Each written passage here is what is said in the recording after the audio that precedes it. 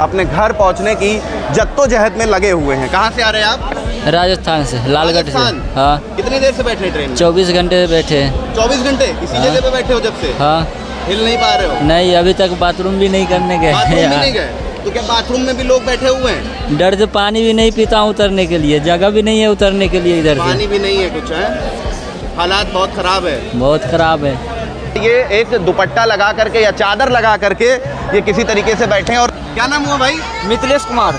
मिथिलेश जी कब से बैठे हुए ऐसे? सर 12 घंटे हो गया अभी तो। 12 घंटे ऐसे झूला झूल रहे? जी। और जा कहाँ रहे? बिहार सर। बिहार जा रहे? जी। खाना पीना कैसे हो पा रहा है? अभी तो खाना पीना भी नहीं हुआ है सर। वॉशरूम जाना हुआ तो? बाथरूम भी जा रही है सर, बहुत ज़्यादा भीड़ चल रहा है।